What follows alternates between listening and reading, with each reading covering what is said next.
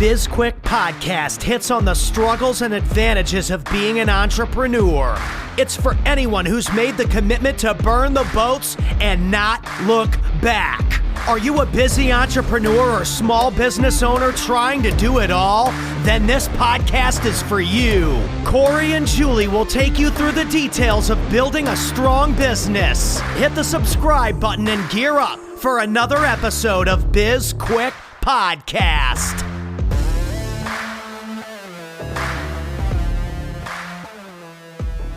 Hello and welcome to BizQuik. I'm Julie. And I'm Corey. And on today's show, we have return guest Sheral DeVaughn. Sheral is the founder of C3 Specialties, a copywriting business, and we helped Sheral launch her new business back in January. So we're going to bring her back on for a 6-month checkup, see how things are going and what she's learned since we last talked to her and how business is going. But before we bring her on, Corey and I are just we're going to chat. Excellent. Looking forward to it. No, it'll be fun to talk to Sheral to see, because I actually haven't really had much interaction with Sheral beyond utilizing her services for some of our other clients in terms of writing content and copy for websites and whatnot. So I haven't had a chance to really sit down and ask her how her business is going. I know that you have.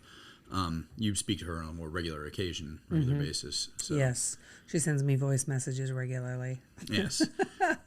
Well, I'm glad that she doesn't do that to me. I don't even think I can get them with a Samsung Android. I wonder. Sometimes I want to send you a voice message, and then I think, God, he would probably walk across the phone and across the street and throw a brook at me. Yes. Yeah. So anyway, so we'll get the rundown from Sheral, but before that, I think writing copy is that's not an easy job, but it's probably one of the most important things that you need in your business. Yeah, that's true. And the thing with copy is that, for Sheral's perspective with copy is that she not only has to write the copy and come up with all the creative stuff, she has to do it in a voice that matches every single one of her clients. So it's not like she can do the same thing over and over again, like a lot of businesses where it's kind of like a rinse and repeat type thing. This is you're starting from scratch basically on everything every time, and you got to learn all the details. So there's not really a template that you can say, oh, hey, this is what I do. But she's very good, so that'll be interesting. Do you think, so she's at that 6-month point. Do you think that, do we really stop and take a look at our business at the 6-month point and say, hey, what's going well, or what's not going well? Yeah, we had a pretty deep dive at 6 months, because that was that mark we said, excuse me, when we started, we were like, we're going to see what we can do with this. And in 6 months, if we aren't, if we're not treading water, then we got to do something else. I don't know what we used as a measuring stick for treading water. Well, we weren't. That's for certain. But I think we both knew we wanted to keep going. Sure, we had spent a ton of time and cash already to get to that point, and we were starting to see a little traction. Our book had come out a month and a half prior to that. There were a couple of milestones, a couple of big things where like that first 6 months was us really just kind of testing the waters and figuring out what it is that we think that we do, or what customers might want from us, or where we might fit in the market. So there was a lot of guesswork for us, to find that niche that we eventually found. But it took a year before we really hit our stride, which was interesting. And 367 days to be exact. Yes, it did. It took a year, but we started, and the funny part is, and I still find myself saying that, we're so close to the tipping point on this thing where it's going to take off. We're so close. And then I'm like, clearly, sometimes I'm like, I just don't even know what close looks like. Well, but I think we're moving the goalpost on ourselves. We do. Because, we're depending upon what it is that we're working with. For instance, this podcast, I feel like it's starting to get some movement, and we've been doing this since September. Yeah. And just now do I feel a little more confident in that, okay, this isn't falling on dead ears. This is actually... Well, we did find our listener recently. We found the one listener. What's up, Alex? Peace. Yeah. But it takes time, and it's not something that happens overnight. And I think that's a lot of that. I think that's the biggest lesson that we've learned, and we've tried to really pound into the heads of everybody. Well, no, not consistency. We've tried to pound into the heads of all of our clients, especially those who are starting businesses. You're not going to be busy overnight. Yeah, you're definitely not. You'll be busy. You're not going to be making money. Let's say right. that. Yeah, there are two very different things. And the other thing too is that I think, a lot of times, and especially with us with the podcast for sure, but maybe even to some degree with the business, we put some people on our podcast that, they have fairly big followings, and we thought, well, this will really help us because they're going to share the podcast and whatnot. And that's not really the case. More often than not, what happened is you get big names on, and they're just kind of thinking that now whatever audience we have is going to be introduced to them, not, hey, I'm going to introduce my followers to you. So it's not always reciprocal. So I try really hard to make sure that no matter who we have on, no matter what podcast we appear on, that we're always really sharing that to help promote what other people are doing. And I feel like that's something that we're really good at. And one thing that I want to, I'll make this promise now for both of us. When we get big, because we will be. We got a bunch of big names on the show and all of that. We're not going to be afraid to talk to the little guys, so to speak. Never. Because that's one thing. And it's when you have 150,000 followers on Instagram or whatever, I'm sure your inbox from direct messaging is just probably out of control. A little bit full. Yeah. So it's understandable that it's hard to get a hold of these people, but I think that we should just say that we'll make that concerted effort to help everybody as much as we can. I like it. Sign me up. Perfect. All right. You are signed up. Yeah. All right. Well, let's take a quick break and then bring Sheral on and find out how things are going. Hey everyone. If you're like most entrepreneurs out there, time is not something you ever seem to have enough of. We get it. There are a million things that need your attention both in business and in your personal life. That's why we created Timebomb. This is a self-paced course designed to help you determine what your time is worth and where you should be spending those precious hours every day. Right now, we have an option to buy the bundle, which also includes products designed to help you become more efficient with your time. It's a $70 deal you're getting for only an additional $30. Head on over to sbpace.com to learn more. Timebomb. Take control of your calendar, gain control of your life. All right, and welcome back. We have Sheral DeVaughn on. Welcome to the show, Sheral. Hey, thanks, Corey. Glad to be back. We are excited to have you here. We really are. Excellent. We're going to jump right into it. Thinking back over the past 6 months since you started, a little over 6 months, what's one piece of advice, one gem of knowledge that you have now that you wish you would have had 6 months ago and that you could pass on to our listeners? Oh, the one thing I would say is don't be afraid. Just don't be afraid. You're going to have your days where it's overwhelming and you don't feel like you know what you're doing. It doesn't matter because none of us know exactly what we're doing. It's a constant, steady learning progression, and it just keeps getting better and better. Just do it. I mean, practice makes perfect. It's the old adage, and it is true. And it is amazing. I think I have a second bit of advice, though. Do it. What is it? It would be take a close look at your inner circle.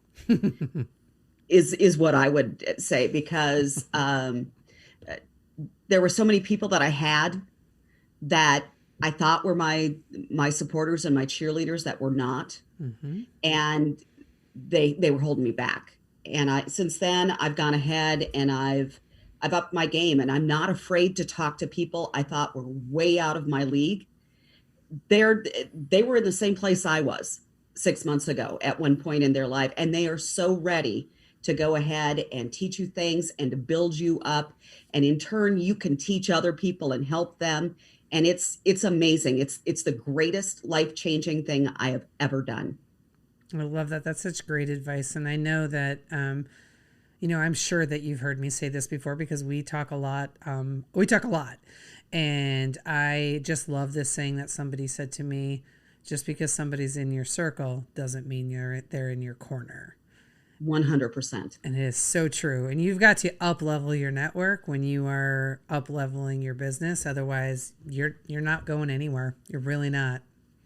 And you'll find that it's not just your business that you're leveling up, but once you start making those changes, everything in your life levels up. And it's this amazing epiphany of wonderfulness. That's not even a word, maybe, but it's going to be. It's an amazing epiphany of wonderfulness that happens to you personally and professionally. And that ability to ask people for help, ask people for guidance, people that you wouldn't normally ask, just making that ask is such an important part of building that network and just growing as a business, because most people aren't afraid to just give you advice.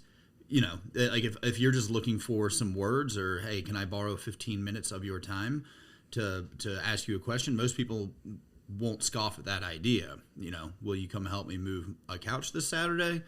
That's a whole different thing. But I'm going to scoff at the concept of borrowing time. Aren't you just straight out taking it? Well, you can give some back. How about trading time? Okay.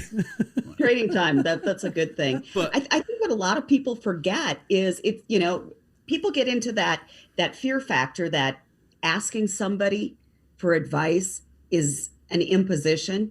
And actually, it's the biggest compliment you can pay them, because you're letting that person know you value their knowledge, you value their experience and their information.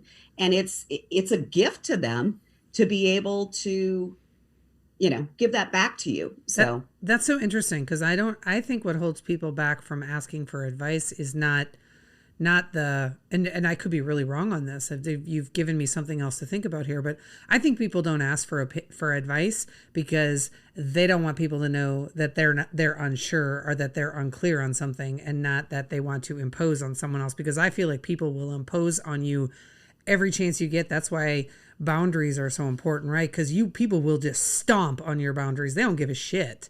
But it's really hard for people to admit. Like I almost called you earlier today, and then I thought, I got figured out on my own. I was like, I really, really needed some help on writing copy that hit on headlines that hit on addressing human needs, right? The human needs. And I was like, why am I struggling with this so hard? I wanted to write for certainty. And I was like, shit. And like, anytime you put anything into the old Google machine on, tips for writing with certainty or headlines with certainty, then, you get like all the fake news headlines, and it's like, arr!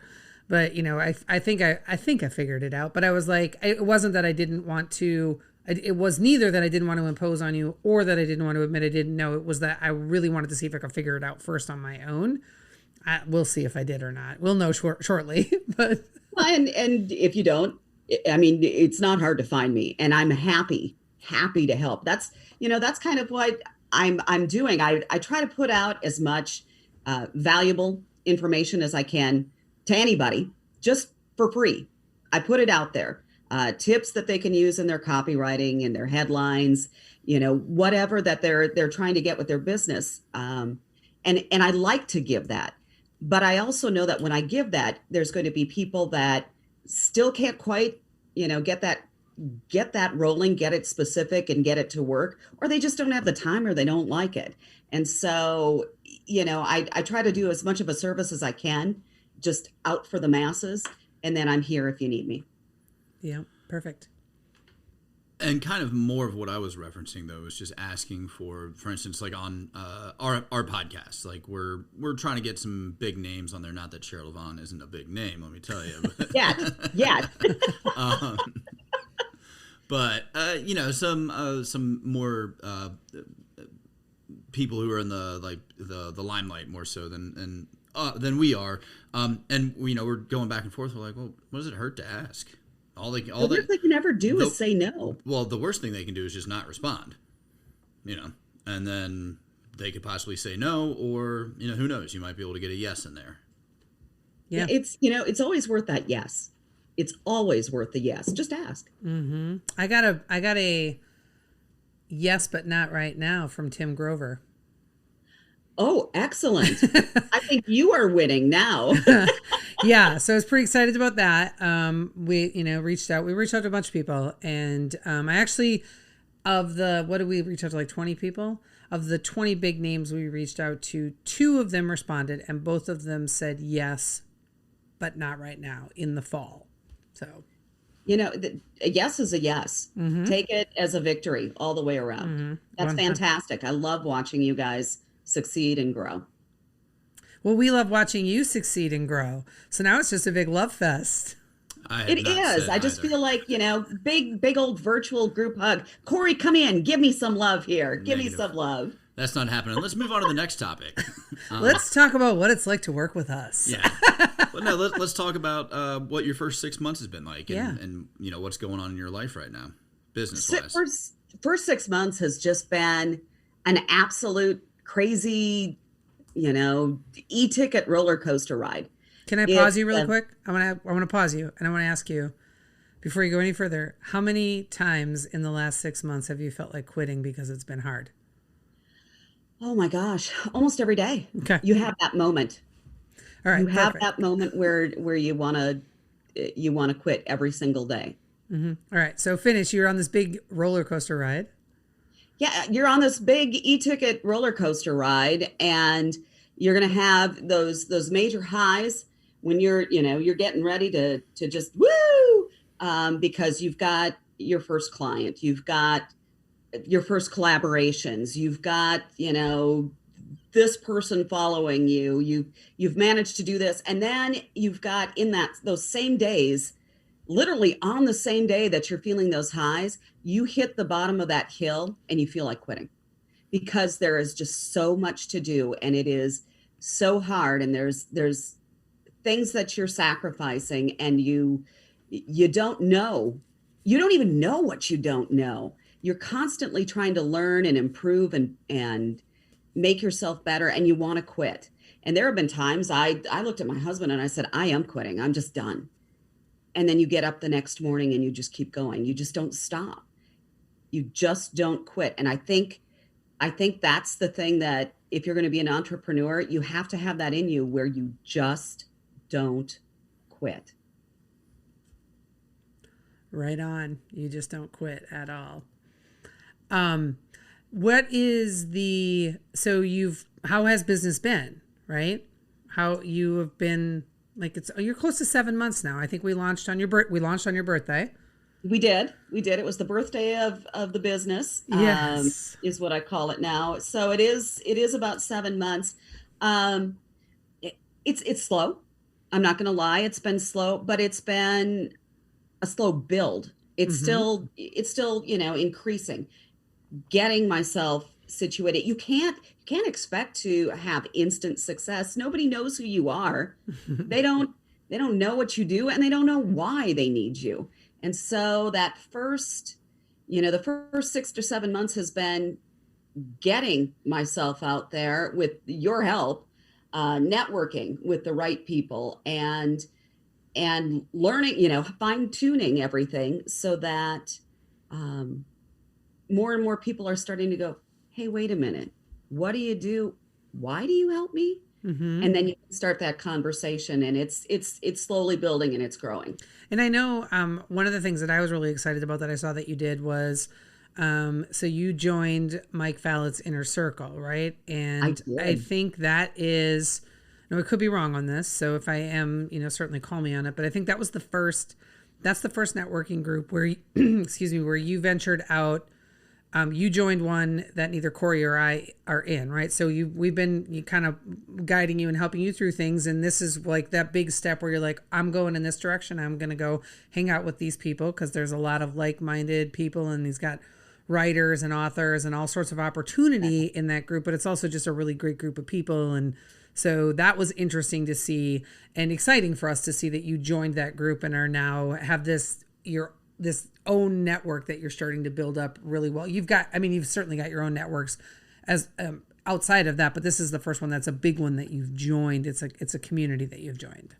Yeah, it's finally, I'm at that point where I'm confident enough to start dipping my toe in the water, and kind of like the baby bird, because you and Corey have literally been, trying to teach me to fly, and and helping me with everything. And it's time for me to take that first solo flight and start, seeing what's out there, and becoming more and more of my own secure business. You never really become your own person. You do, but you always have to lean on other people. It's not a solo thing, even as a solopreneur, because you are with people that are going to help you out, and that you're going to help out, and you're going to work together, and you're going to build, and you just create this amazing business network.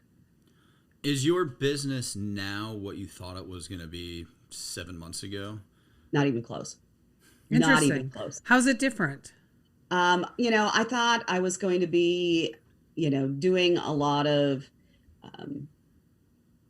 whether it was social media ads. I thought it was going to be, I'm going to write this piece here, and I'm going to write this piece here. And I'm finding that it is organically kind of narrowing itself down as to what my expertise and my specialties are, what people need, I guess. I mean, I can do all of the other things that I set up to do, but there's such a strong need for small businesses that need copy to launch a website. There's such a need for people that just don't have the time. They want to do a blog or a newsletter, but they don't have the time, and they're, quite honestly, they're just not very good at it, at translating that language. They've got a great message, they just don't know how to make it translate to people so that they are receptive to it and getting in line. So that's been a big direction that I'm going. And then social media post copy, I'm not very good. I'll be real honest, I'm not good at doing the images. But the copy itself, I'll nail a headline and just let it roll for content. So it's going a little bit of a different direction than I thought it would be in the beginning. Well, I think you're better at the social media content, like the images. I think you're better at it than you think you are, because they're always eye-catching. I always stop and read them. So I think you're probably not giving yourself enough credit there. I will say this, the one thing that has surprised me the most about your business since launching in January is, so I thought you were a really, really good writer in January. Your writing has improved like tenfold. And I think that's because you are not only consistently writing for yourself and your blogs and, emails and whatnot, you also write, anybody that we bring on as a new client that's launching a new business, you're writing for them. But all of your social content, you're writing, and you're really writing towards that, your ideal customer. So your writing is improved. Like every time I see it, I'm like, oh, damn, that's really good. Like, that's clever. You're a very clever writer. It's, it's fun. It's a great creative outlet, but it's fun for me, doing things for the clients that you've brought on and such. Like, I loved writing for Caveman Waits and finding that bro voice. It's not my voice. It's Caveman Waits' voice. And Lisa Hawker with her Direct AF sales. It was fun getting to know her and hearing what her voice is, and then putting that content out too. My job is not to have my own voice for those clients. It's to find theirs. And that's carried over into my own writing, so that as I'm getting that message out to potential customers, they understand it's not about me. It's always about them and finding their voice and getting it out there. Yeah, I know. I enjoyed reading all of your copy for those two clients specifically. Caveman Waits it was fun to watch and to read that. But Lisa's was exceptionally funny to me because you used words in copy that I never thought I'd read on a website. If it wasn't like at pornhub.com or something, I was like, oh my God. Okay, yeah, but it worked. I've taken some chances, but Lisa is direct as, just as the title says. So it's a lot of fun getting to know the individual voices of the brands, and then, just putting it out there and getting their message, their voice heard. So yeah, I didn't know I knew some of those words, to be honest. Oh, stop it. I've known you a long time. You knew those words. You use them every day, Sheral. Don't tell my secrets. Don't tell my secrets. Excluding the obvious, like, you know, slow sales and all of that type of stuff. What's the one thing, like, what's like the thing that's just driving you crazy? The one thing that you wish you could fix right now? Reels. I don't know how to do videos very well. I'm learning. And it's crazy because I come from a radio background where I'm not afraid to be in front of people. But that video thing, it gets in my head where people are seeing me and I start to stutter, which I don't know that I have ever done in my entire life. It's just, that's been my biggest challenge, is putting myself out there. I can write anything because nobody can see it. Nobody can see my voice. I mean, they see the writing, but they can't see my face. And so it's really easy to hide behind it and put everything out there. But when you can actually see me, it scares the hell out of me because I feel very vulnerable. Well, that's a good place to be, though, right? It's a really good place to be. And that's that, you know, not being afraid to do hard things. That's what she said. So we're going to start to wrap up. I have one final question for you. I'm going to see, Corey, do you have any more questions for Sheral? So I am curious. So we know that your business isn't where you are today, isn't where you thought it was going to be, right? You're not even, you're still writing copy, but it's very different. Yes. Where do you see yourself on that 1 year anniversary of C3 Specialties? And will it still be called C3 Specialties? Inside joke.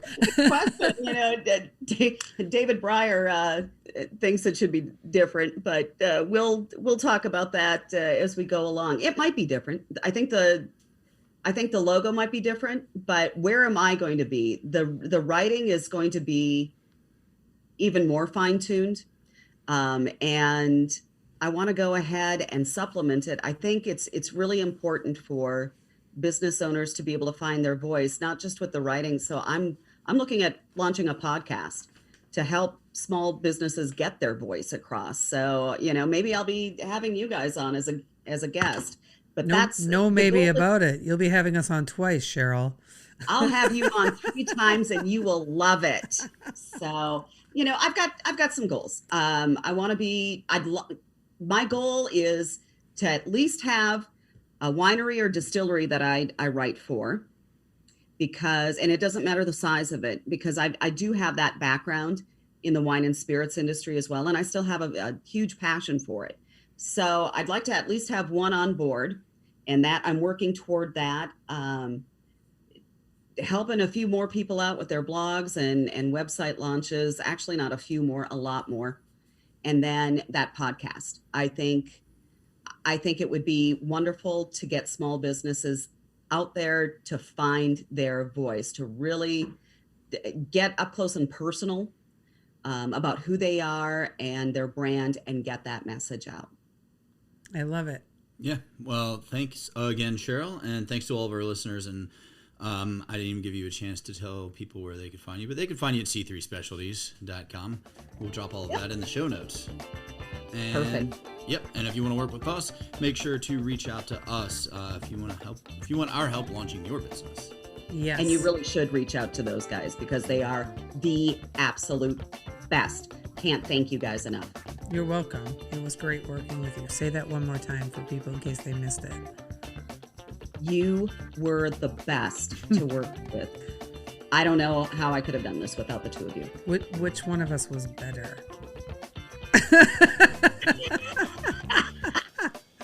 Just kidding. You can connect. Which one of you is going to pay me more to say it? Which one of us is the one that actually pays you? Oh, exactly. I love you, Corey. You can connect with us on social media. We're on LinkedIn, Twitter, Instagram, Facebook, and we have a YouTube channel. You can also reach us on sbpace.com.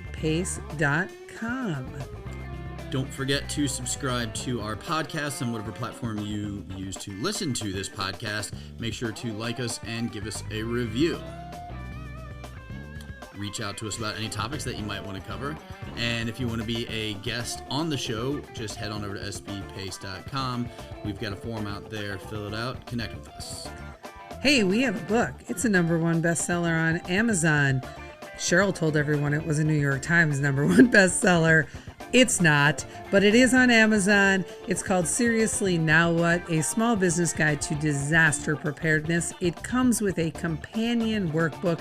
And if you already own it and have read it, go give us a review because we really love feedback, and reviews help other people find the book and know that it's good for them and their small business. Thanks again for listening. I'm Corey. I'm Julie. And this was BizQuik, helping small businesses across America.